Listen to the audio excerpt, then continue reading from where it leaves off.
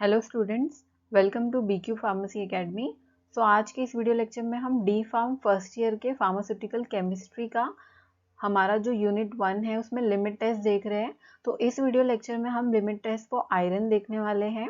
इसके previous lectures में मैंने आपको limit test for chloride and limit test for sulphate जो है वो कवर किया है। अगर आपने वो वीडियो नहीं देखा है तो उसका लिंक मैं डिस्क्रिप्शन में दे दूंगी, आप वो दो लिमिट टेस्ट वहाँ से स्टडी कर सकते हैं। सो अभी हम लोग लिमिट टेस्ट फॉर आयरन के बारे में डिटेल में पढ़ेंगे और यहाँ पे जो भी वीडियोस मैं बनाऊंगी वो न्यू सिलेबस के अकॉर्डिंग ER 2020 के अकॉर्डिंग ही बनाऊंगी। और इससे रिलेटेड जो भी PDF नोट्स है उसका लिंक मैंने डिस्क्रिप्शन में दे के रखा है, वहाँ से आप उस PDF को डाउनलोड करके इसका नोट्स जो है वो उसके थ्रू स्टडी कर सकते हैं। सबसे पहले हम प्रिंसिपल देख लेते हैं लिमिट टेस्ट फॉर आयरन का। This test is based on the reaction between iron and thioglycolic acid in the presence of strong ammonia solution and citric acid to form thioglycolate. This reaction produces a pale pink to deep reddish purple color which due to the formation of ferrous thioglycolate.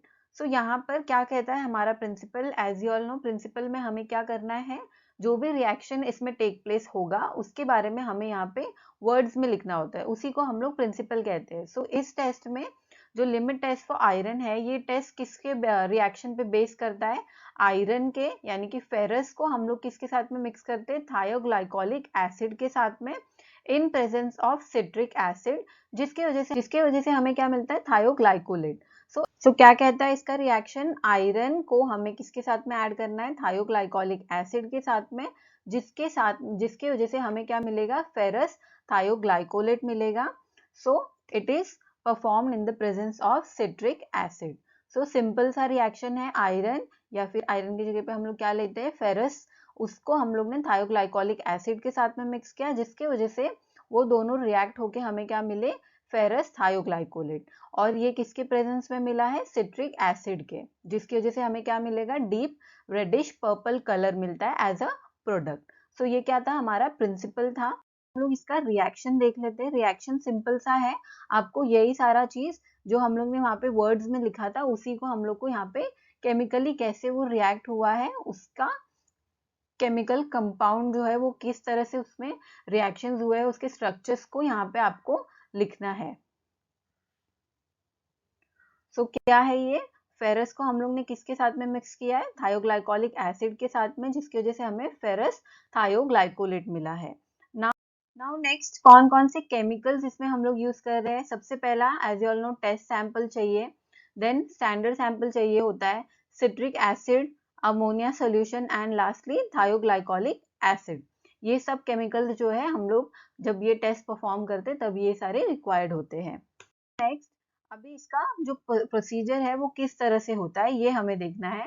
सबसे पहले हम लोग को इसके procedure में क्या करना है, सबसे पहले 2 नेस्लर सिलेंडर लेना है। दोनों नेस्लर सिलेंडर में हम लोग क्या ऐड करते हैं, एक नेस्लर सिलेंडर जो है उसको हम लोग ने स्टैंडर्ड मार्क किया है और एक नेस्लर सिलेंडर को हम लोग ने टेस्ट सैंपल यानी कि टेस्ट सोल्यूशन या फिर T से हम लोग मार्क करते हैं, और वो क्या होता है जिसमें हम लोग टेस्ट सैंपल परफॉर्म करेंगे। तो सबसे पहले एक नेस्लर सिलेंडर में हम लोग को क्या करना है, सैंपल ऐड करना है जिसका टेस्ट हम लोग परफॉर्म करने वाले हैं, और दूसरे में हम लोग को क्या ऐड करना है, स्टैंडर्ड सॉल्यूशन।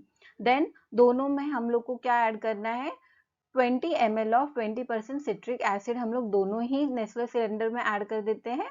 देन हम लोग क्या करेंगे, दोनों में 0.1 ml of thioglycolic acid add करते हैं। देन हम लोग अमोनिया सोल्यूशन जो है वो रिक्वायर्ड अमाउंट में ऐड करते हैं, और इन दोनों को हम लोग क्या करते हैं, डाइल्यूट करते हैं अप टू 50 ml। क्या किया हम लोग ने, 2 नेस्लर सिलेंडर लिया हम लोग ने, सबसे पहले उसमें सैंपल डाला सैंपल वाले सिलेंडर में, और एक में हम लोग ने स्टैंडर्ड सॉल्यूशन डाला। फिर दोनों ही नेस्लर सिलेंडर्स में हम लोग ने 20 ml of 20% citric acid add किया। देन उसमें 0.1 ml of thioglycolic acid add किया। देन उसमें अमोनिया सोल्यूशन डाला और उसको 50 ml के मार्क तक उसमें पानी डाल करके हम लोग ने उसको डाइल्यूट कर लिया। तो ये क्या था हमारा procedure of limit test for iron. अब इसका प्रोसीजर किस तरह से लिखना है। प्रोसीजर सबसे पहले हम लोग क्या करते हैं, जैसे एक स्टैंडर्ड सॉल्यूशन का पार्ट ले लेंगे और एक टेस्ट सॉल्यूशन का। स्टैंडर्ड सोल्यूशन में हम लोग ने 2 ml ऑफ आयरन सोल्यूशन डाला, जो कि हमारा स्टैंडर्ड सोल्यूशन है, और उसको हम लोग ने मार्क कर दिया S for standard. Then test solution के सिलेंडर में हम लोग ने क्या किया, जो गिवन सैंपल था हमें उसको डिस्टिल वाटर से डाइल्यूट कर लिया और उसको मार्क कर दिया T for test, right. Then दोनों में ही हम लोग ने क्या किया, 20 ml ऑफ 20% सिट्रिक एसिड डाला, then 0.1 ml of thioglycolic acid डाला और उसको 50 ml के मार्क तक डाइल्यूट कर लिया यूजिंग वाटर।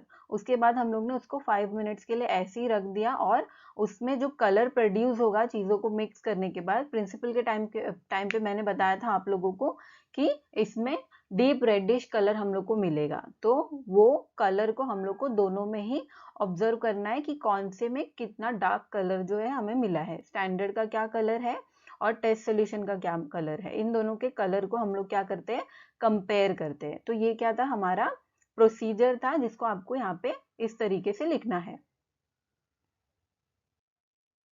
नाउ इसके ऑब्जर्वेशन में जब आप देखेंगे तो ये कुछ इस तरीके से इसका कलर जो है ये हमें दिखता है। ये तो थोड़ा सा लाइट है, बट जब हम लोग इसको केमिकली रिएक्ट कराते हैं तो वो बहुत ही dark deep reddish purple colour का दिखता है।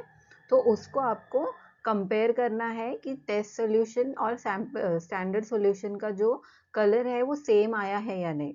तो अभी इसके ऑब्जर्वेशन में हम लिखते क्या है, इसमें क्या लिखेंगे कि अगर जो कलर है वो लेस आया है, यानी कि हल्का कलर है या फिर उसके बराबर का कलर है, तो जो लिमिट टेस्ट फॉर आयरन है वो पास हो जाता है। यानी कि जब आप स्टैंडर्ड के सिलेंडर से जब आप टेस्ट के सिलेंडर को कंपेयर करते हैं, तो उन दोनों के कलर में अगर वो लेस देन रहा या इक्वल टू रहा स्टैंडर्ड सैंपल के, तो आयरन का जो लिमिट टेस्ट है वो पास हो जाता है। बट वही अगर जो कलर है वो ज़्यादा रहा स्टैंडर्ड के कंपेयर से, सो वो लिमिट टेस्ट फॉर आयरन जो है वो फेल हो जाता है। तो इस तरीके से ऑब्जर्वेशन, यानी कि जो रिजल्ट आपको मिलेगा टेस्ट परफॉर्म करने के बाद, उसको आपको यहाँ पे लिखना होता है। तो ये था हमारा लिमिट टेस्ट फॉर आयरन।